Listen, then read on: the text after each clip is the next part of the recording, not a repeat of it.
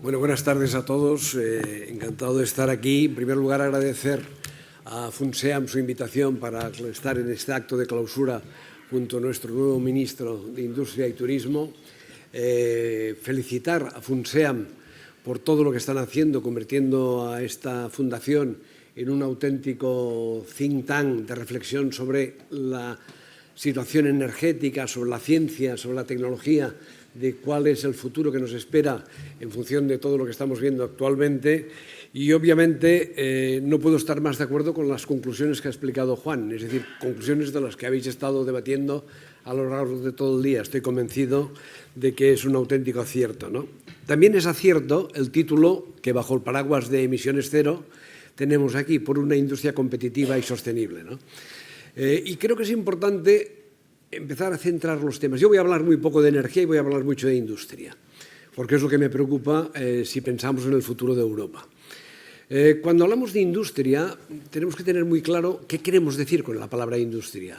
Para mí hay dos clasificaciones en la industria. Una industria que yo llamo extractiva, una industria regulada, que básicamente no tiene que luchar contra las fronteras. Es decir, los electrones no se mueven entre fronteras, no compiten con nuestros vecinos, las redes no compiten con nuestros vecinos y están basadas fundamentalmente en la regulación, en la retribución de los activos invertidos y básicamente en un precio último que al final acaba pagando el consumidor. Esto es una industria que yo llamo regulada o extractiva, enormemente importante y que ha merecido la máxima atención de las autoridades europeas. Europa, fundamentalmente, se ha basado, y estoy totalmente de acuerdo en ello, en potenciar esta industria extractiva o regulada para que el sector energético eléctrico, básicamente, pues pueda tener su propia viabilidad futura, porque va a ser muy importante en el futuro. Luego tenemos otra industria, que es la competitiva, la auténticamente competitiva, aquella que sí que le importan las fronteras, aquella que sí que le importa que los productos que lleguen de fuera tengan el mismo playing field, el mismo nivel de riesgos de regulación que los que tenemos en el mercado interior y que sí le importa que cuando va a exportar sus productos pueda competir en bases de igualdad con respecto a los mercados en donde pretende colocar sus productos. Esta es la auténtica industria que de alguna forma yo creo sinceramente que quizá ha estado un poco olvidada en la regulación europea hasta la fecha. En la regulación hasta la fecha hemos visto que, como digo, se ha primado mucho un determinado flujo de operaciones, pero no se ha incorporado en su totalidad el cómo protegemos a la industria que ha generado el valor que hoy tiene la sociedad europea, ¿no?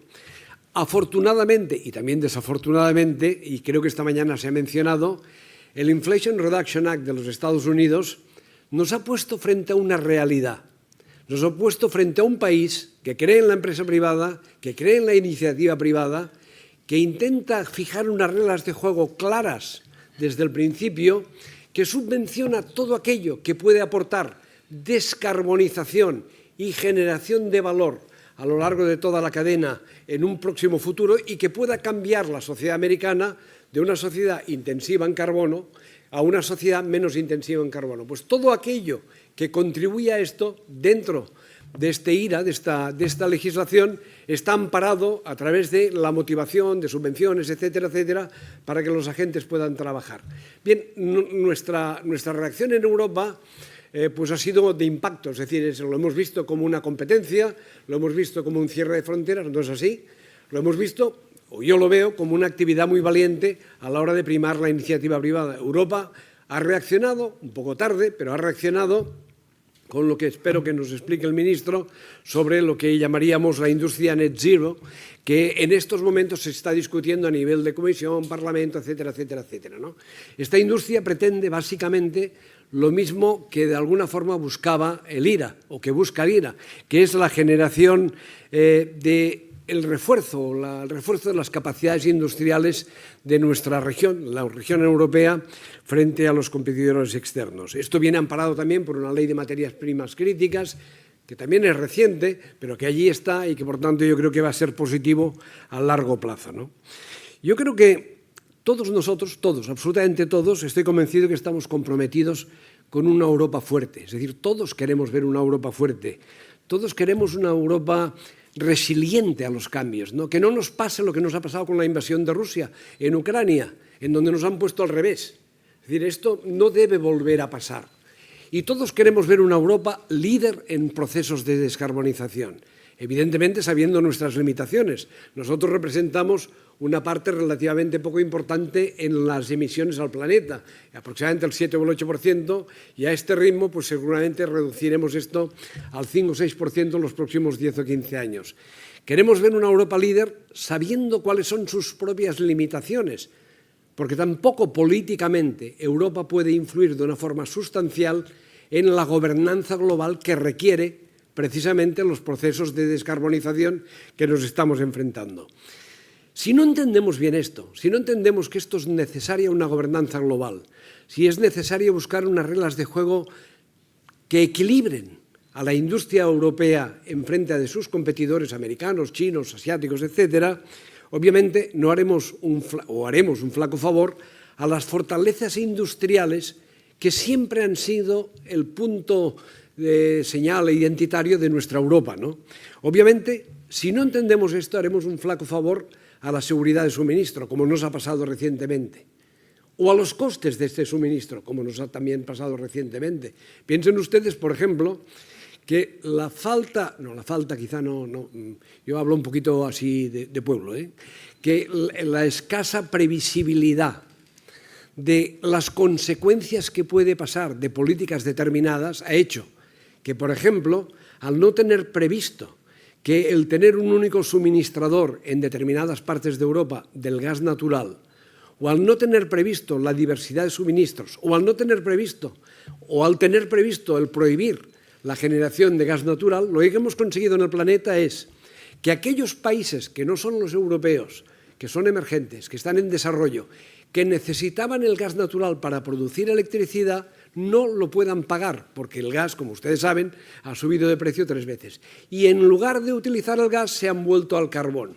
Con lo cual el carbón es hoy la energía primaria más consumida, con más crecimiento del planeta, y las consecuencias es que lo que creíamos que era positivo en términos medioambientales para nuestros estándares europeos, pues hemos hecho un pan con unas tortas y ahora teóricamente las emisiones de gases de efecto invernadero están subiendo. Por tanto, lo que está claro es que las evidencias nos ponen de manifiesto que no estamos acertando.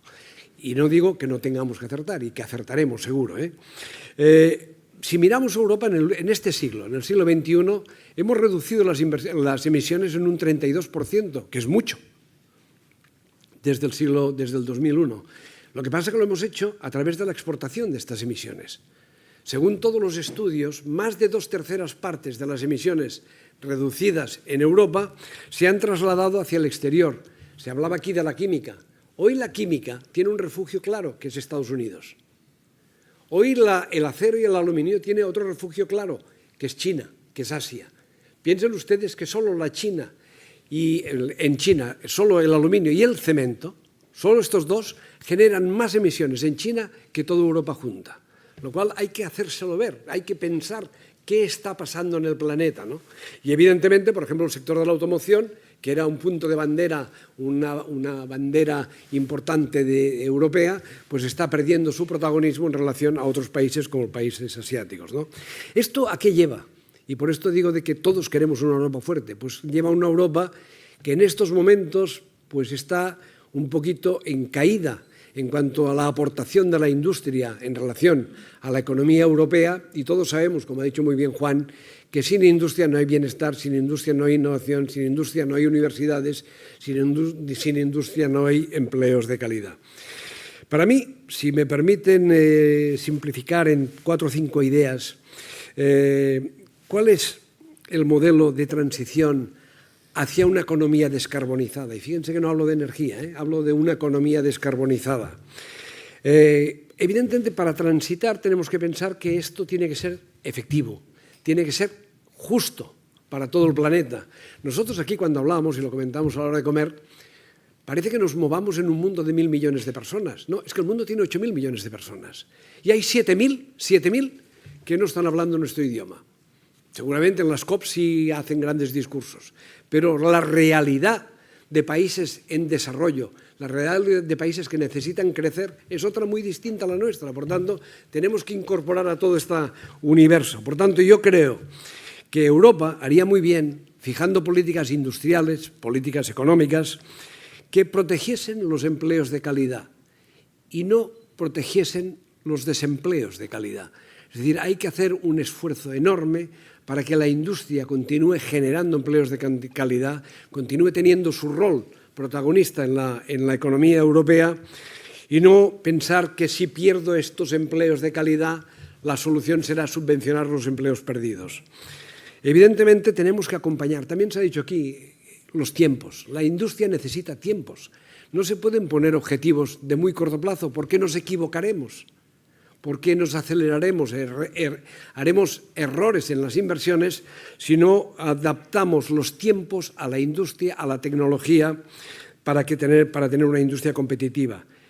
Estados Unidos lo tiene muy claro y el Industry Net Zero también lo tiene claro. Hay que potenciar las cadenas de valor. Lo que nos pasó hace 15 o 20 años con la generación renovable en aquellos momentos en España, que la estamos pagando hoy con el déficit de tarifa, no aprovechamos ninguna cadena de valor, se quedó todo en otros sitios. Hoy no puede ser así. Hoy el hidrógeno tiene que residenciarse aquí. Hoy la economía circular debería residenciarse en Europa, etc. Deberíamos pensar, como piensan los americanos, en que una cosa es el producto y la otra es quién produce el producto. Y el que produce el producto es el que tiene que asentar el valor industrial para que esto pueda ser una realidad, ¿no?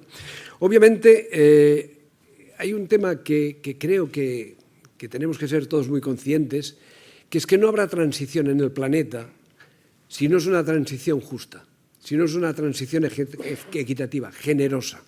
Les decía lo de los 7.000 millones de personas. Me da mucha pena escuchar a líderes empresariales del sector energético hablar de que quien contamine que empiece a pagar. Es que no nos acordamos que en el planeta quienes hemos contaminado somos nosotros, sobre todo el sector energético.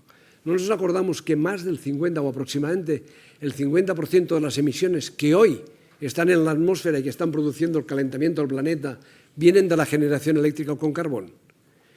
¿Podemos obligar a la gente que todavía no se ha carbonizado a pagar el coste de la descarbonización? Pues seguramente ellos te van a decir, oiga, déjenme primero carbonizar para luego descarbonizarme, y tendrán todo el derecho a hacerlo. Por tanto, yo creo que nosotros tenemos que nuestras palabras no sean vacías, que no tengan contenidos teóricos, sino que si tenemos que hacer una transición justa, ayudemos al planeta y a aquellos que lo necesitan a descarbonizarse, o a carbonizarse y luego a descarbonizarse. De todas formas, no quiero parecer pesimista, yo soy muy optimista.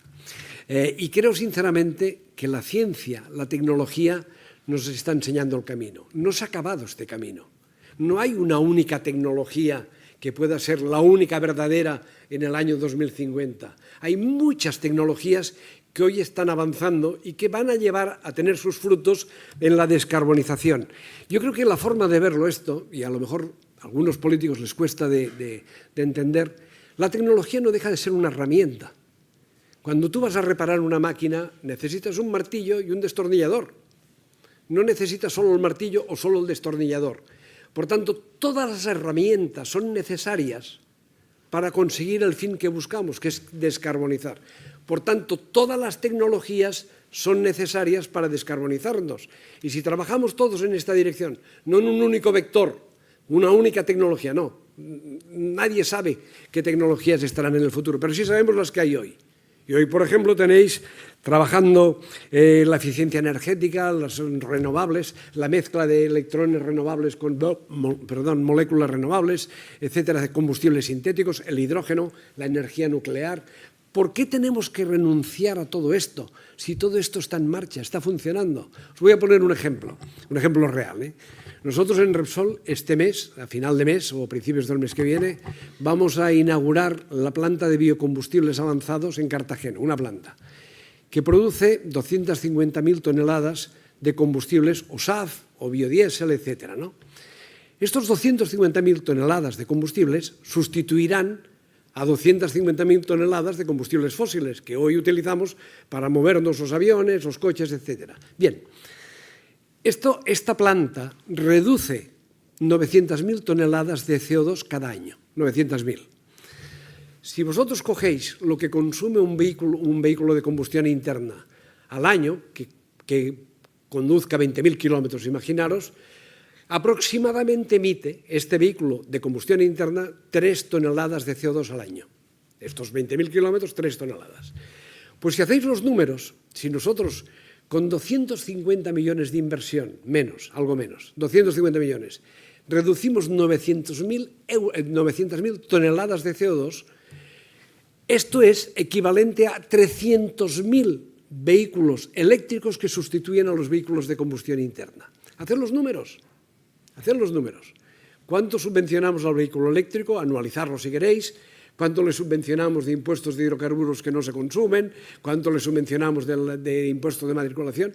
Simplemente dinero privado, y por esto apelo a la industria, dinero privado puesto al servicio de la descarbonización, porque no teníamos ninguna necesidad, pero puesto al servicio de la descarbonización, equivale a miles de millones de euros de dinero público puestos al servicio de nada. Porque además hemos convertido un bien que se producía en España por un bien que se producía fuera, que se produce en China. Entonces, estas son las reglas de juego, con lo cual yo creo que tenemos que tener mucho cuidado, ¿no? Por tanto, optimismo sí, porque hay muchas tecnologías que nos van a permitir a la industria descarbonizarse, utilizar energía más eficiente, utilizar los motores, todos los motores más eficientes, etcétera, etcétera, ¿no? Y acabo. Ministro, yo creo que tienes que estar convencido de que nuestro compromiso es absoluto. Estoy convencido que todo el mundo de aquí coincidirá con lo que nos vas a decir, ¿no? Mi preocupación es no perdamos la piedra angular de lo que ha hecho grande a Europa. No perdamos la fuerza, el peso, la generación de valor que ha tenido la industria europea en lo que hoy disfrutamos en Europa. Mañana puede ser distinto y yo creo que la responsabilidad de las autoridades europeas es estar convencidos de que esto va a ser así, que podemos actuar, que podemos hacerlo sin dogmatismos, sin ideología, sin nada, que está al alcance de nuestras manos, de todos los agentes industriales que estamos operando y de la sociedad en general, ser una sociedad más descarbonizada, mucho más eficiente y mucho más responsable y solidaria. Muchas gracias. Ministro, tu palabra.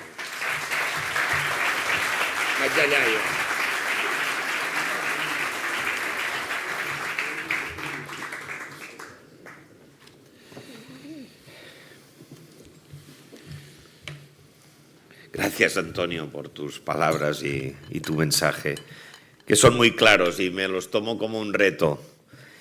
Presidente de FUNSEAM, Antoni Llardén, Maite, estimada Maite, molt honorable president, José Montilla, miembros del patronato de la Fundación, representantes, por aquí han pasado también de la comisión, representants d'empreses, d'institucions, amics y amigas. Bueno, muchas gracias por la invitación. Para mí es un placer y un honor. Siempre digo que cuando vengo aquí a La Pedrera, a la que he venido con diferentes sombreros, para mí es un placer utilizar este magnífico edificio, esta joya de la arquitectura. Me gusta recordar siempre que este edificio, La Pedrera, pues esta arquitectura universal que nos proyecta al mundo, porque es una arquitectura basada en el genio, ¿no? Está muy basada también en otra fuerza que es ni más ni menos que la industria, ¿no? O sea, estos edificios de arquitectura del ensanche tenían como fuerza subyacente la industria que estaba en el Poble Nou o que estaba en muchos ámbitos de Barcelona y de lo que ahora sería el área y la región metropolitana. De manera que este es un magnífico espacio. Si además le añadimos que la industria del Poble Nou era porque estaba ubicada allí, porque había un gran activo del que estos días y estas semanas vivimos su carencia y que nos recuerda que es un recurso limitado que es el agua. Pero quiero enlazar el agua como también recurso en sí mismo y como fuente de energía. De manera que tenemos arquitectura, industria y energía. Y me parece que es un magnífico ámbito justamente para celebrar este 12º simposio sobre algo que yo lo único que os quiero expresar Ahora os pondré también un discurso de ministro, digamos. Pero como previa, os quería expresar que el ámbito que aquí se discute es también fundamental para el ministro de Industria. Es decir, que lo que aquí se habla es un factor fundamental para la estrategia que tenemos.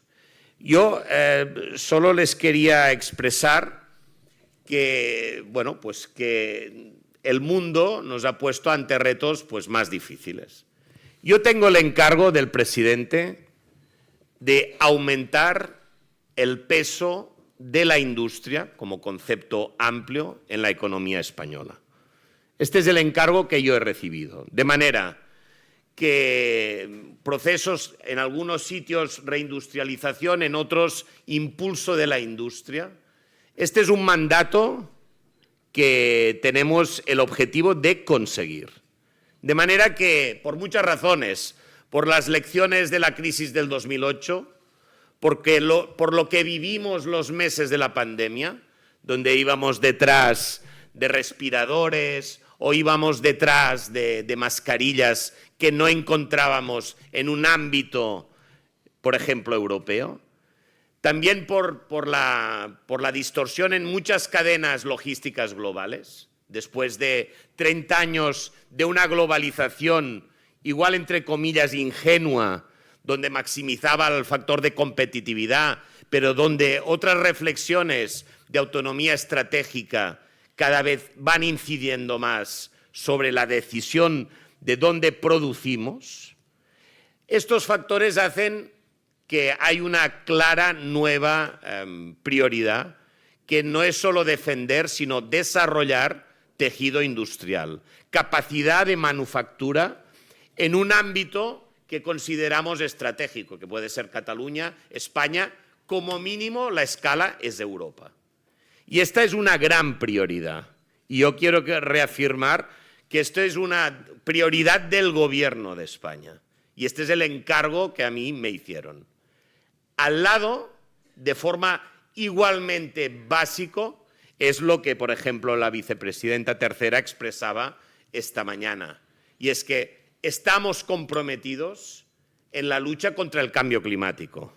Y esto también tiene una importancia trascendental, fruto de acuerdos internacionales, prioridades europeas en la que España de manera clara apuesta y además quiere también ayudar a liderar.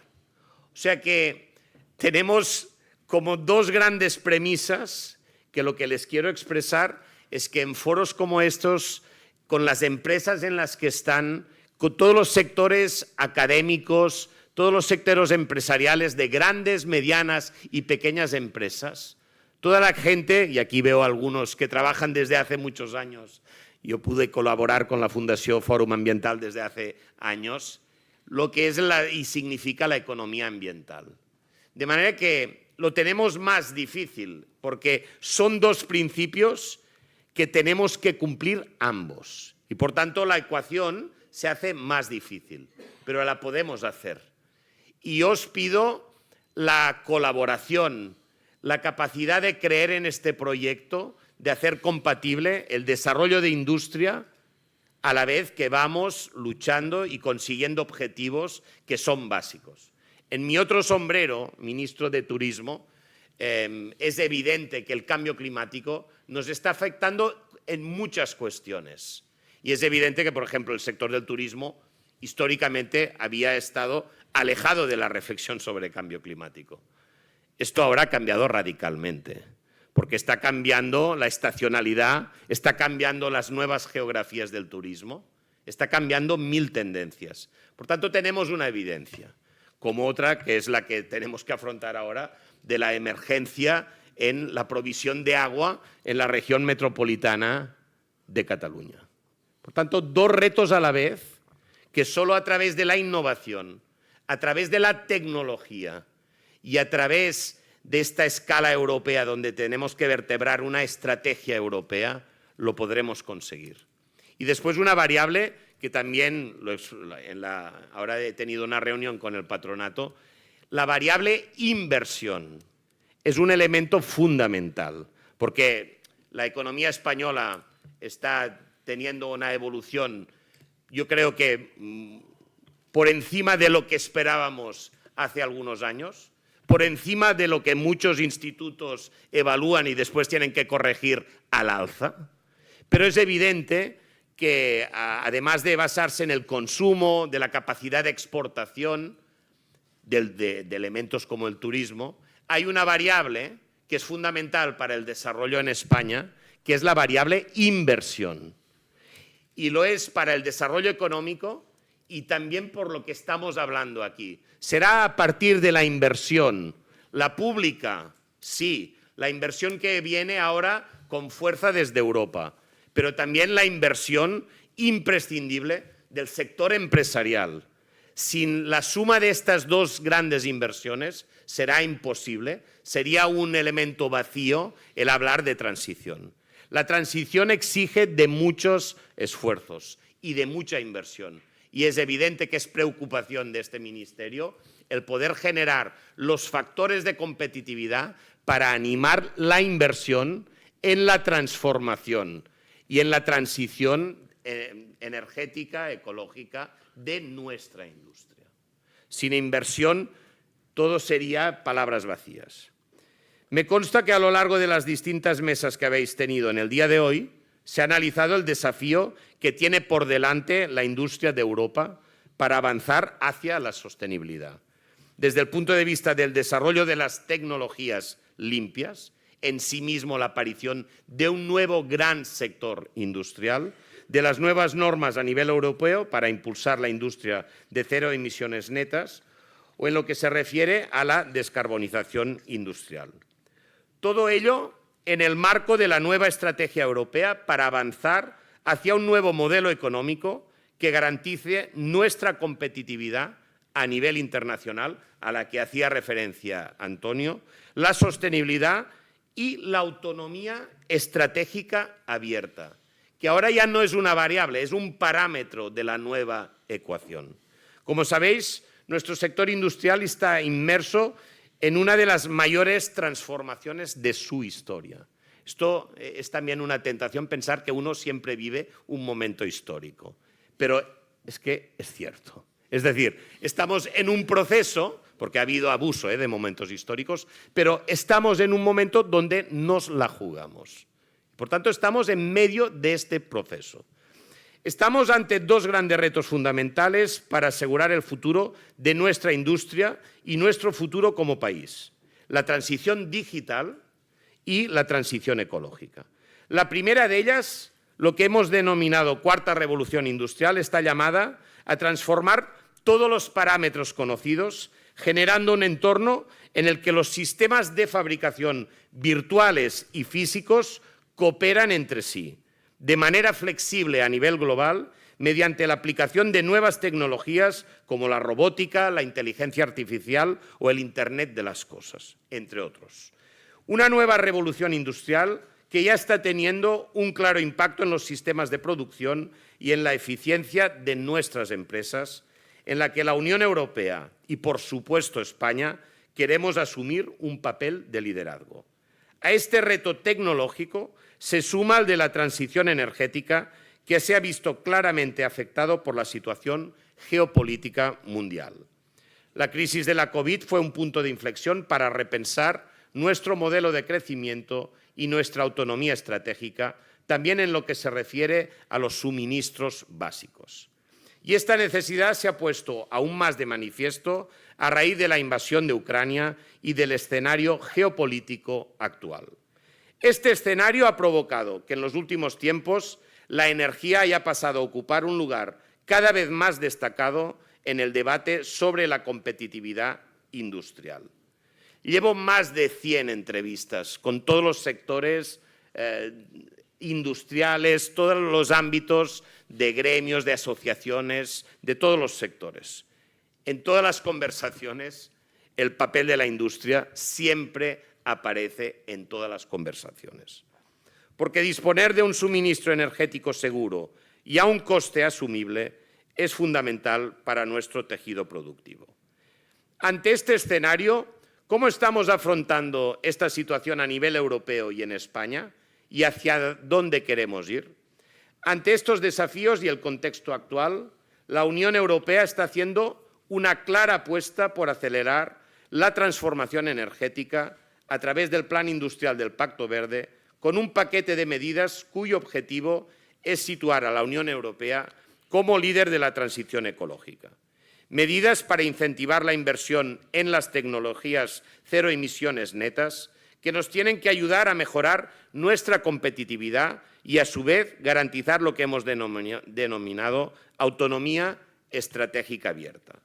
Para alcanzar esta autonomía estratégica, tenemos que transformar y fortalecer nuestra industria para hacerla más productiva y más competitiva. Y, al mismo tiempo, abordar la transición energética, o mejor dicho, aprovechar la oportunidad que supone esta transición para impulsar el desarrollo tecnológico de nuestras industrias, sin olvidarnos en ningún caso de las medidas para ayudar a las empresas en este proceso, especialmente en el caso de las electrointensivas, y apoyando con inversión pública aquellos proyectos industriales que hagan posible la reducción de emisiones y la neutralidad climática. Por ejemplo, a través de los PERTEs que tenemos actualmente en marcha. Sin duda, en este impulso para avanzar hacia el liderazgo europeo en la transición energética, España está realizando una gran aportación, como se ha puesto de manifiesto durante el semestre de la presidencia española del Consejo de la Unión Europea. Un trabajo que ha hecho posible alcanzar una posición común sobre la Net Zero Industry Act y el acuerdo sobre el reglamento de materias primas críticas. Este reglamento, para favorecer las tecnologías cero emisiones netas, representa, junto con la Ley de Materias Primas Críticas y la Ley de Chips, un claro mensaje de la Unión Europea para desarrollar una capacidad industrial propia en estos ámbitos absolutamente estratégicos y hacer frente a la competencia desleal que se da en algunos casos. Para ello, este nuevo reglamento incorpora incentivos para el desarrollo de esta industria cero emisiones y para mejorar la competitividad de Europa en este sector con el objetivo de incrementar y atraer inversiones. Para conseguirlo, ofrece más seguridad a las inversiones en tecnologías limpias, agilizando trámites administrativos y facilitando el acceso a los mercados. Además de fomentar la demanda y la innovación para estos proyectos, así como el acceso a financiación. Con todo esto queremos aumentar los niveles de producción de las tecnologías verdes del futuro en Europa y que el despliegue de las tecnologías cero emisiones asegure nuestra capacidad y competitividad industrial en el futuro y nos ayude en la transición hacia la neutralidad climática. En este sentido, quiero señalar que a nivel personal fue una gran satisfacción que pudiéramos adoptar una posición común sobre el reglamento de la industria de cero emisiones netas durante la última sesión del Consejo de Competitividad que tuve el honor de presidir en Bruselas el pasado mes de diciembre. Y confío en que durante la presidencia belga pueda alcanzarse el acuerdo final con el Parlamento Europeo para que este reglamento se adopte lo antes posible. Desde el Gobierno de España, por tanto, estamos plenamente alineados con los objetivos de descarbonización de la Unión Europea para el 2030 y el objetivo de neutralidad climática en el 2050. Estamos firmemente comprometidos con promover la eficiencia industrial y el aumento de la autonomía estratégica de nuestro tejido productivo. Porque con una industria más descarbonizada no solamente nos estamos acercando a los objetivos climáticos, sino que también estamos reduciendo nuestra dependencia energética y tecnológica exterior. Para avanzar en ambos sentidos, tenemos una gran oportunidad que no podemos ni debemos dejar escapar. En primer lugar, tenemos una ventaja importante porque disponemos de energía renovable competitiva en Europa. Por tanto, el desarrollo de las tecnologías y la industria cero emisiones es una gran oportunidad para que España siga avanzando en la generación de electricidad con energía renovable, con el impacto que esto va a tener para reducir los costes de la energía y facilitar la descarbonización de la industria. Y, en segundo lugar, a diferencia de la crisis del 2008, hoy la respuesta de Europa está siendo bien distinta y contamos con recursos a través de los fondos Next Generation que estamos articulando con el Plan de Recuperación, Transformación y Resiliencia. Se trata, sin duda, de una gran oportunidad para avanzar en la reindustrialización y la transformación de nuestro tejido productivo en términos de digitalización, sostenibilidad y resiliencia de nuestra economía. Gracias a estos fondos, entre el conjunto de los PERTEs en curso, hemos lanzado hace pocas semanas el PERTE de descarbonización industrial, que sin duda va a ser un instrumento de gran utilidad para avanzar en la eficiencia energética y el desarrollo sostenible de nuestra industria. Este PERTE, dotado con 3.170 millones de euros de fondos públicos, tiene previsto movilizar una inversión total de unos 11.000 millones de euros, incluyendo la inversión privada. Una inversión que incrementará en aproximadamente un 10% la competitividad del sector industrial, creará aproximadamente unos 8.000 empleos cualificados y supondrá una reducción significativa en las emisiones. Por nuestra parte, confiamos en que esta primera convocatoria de la línea 1 del PERTE de descarbonización industrial, que cuenta con 500 millones de euros en subvenciones y 500 millones en préstamos, facilite la transición para el uso de energías limpias en nuestra industria. Y estamos satisfechos de la buena acogida que está teniendo este programa entre las empresas, como pone de manifiesto que hasta el pasado viernes ya se hayan presentado más de 100 solicitudes a esta primera convocatoria.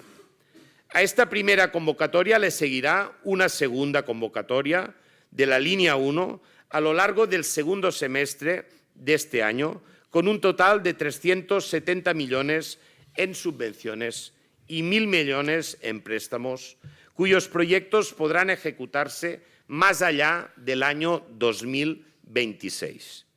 Y estamos trabajando también en la línea 4 de este PERTE para la financiación de nuevas instalaciones manufactureras altamente eficientes y descarbonizadas, que estará dotada con 150 millones de euros en subvenciones y 100 millones en préstamos.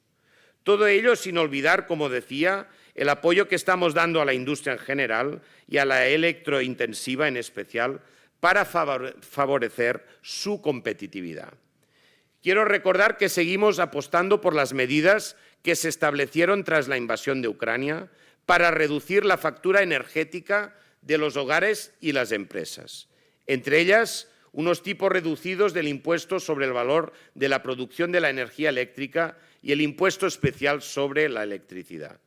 Y en particular, para la industria electrointensiva, quiero destacar el mantenimiento de la reducción del 80% en los peajes que soporta esta industria o el incremento de las ayudas para compensaciones por CO2 con una dotación que será de al menos 300 millones en el 2024, lo que supone un incremento del 25% respecto al año 2023. Todo esto pone de manifiesto el compromiso del Gobierno con la transición energética de nuestro sector industrial y el desarrollo de la industria cero emisiones netas, con una mirada claramente fijada en el futuro, pero también atendiendo las necesidades presentes para avanzar de la mejor forma posible en ese camino hacia la neutralidad climática. Este camino en el que estamos inmersos, el de la transición ecológica, necesitamos hacerlo juntos. Todos los actores y sectores implicados, públicos y privados. Este es uno de los principales mensajes que yo quería trasladarles hoy. Estamos ante un desafío de una magnitud enorme, sin duda, pero contamos con herramientas y recursos para afrontarlo que no teníamos hasta ahora.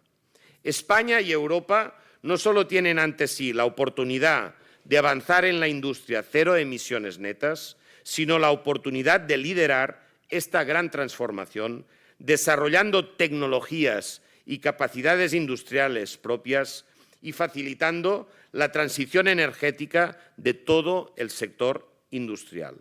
Por mi parte, voy a poner todo mi empeño en que España esté a la vanguardia de esta transición. Y quiero expresarles mi disposición a colaborar, a trabajar codo con todos los sectores para avanzar juntos en la reducción de emisiones. Y mi compromiso de que podamos hacerlo de forma dialogada, ordenada y también justa. Les pido que nos acompañen en esta tarea compartida que tenemos por delante para que esta transición ecológica nos permita asegurar la competitividad de nuestras empresas y seguir avanzando en la protección del medio ambiente.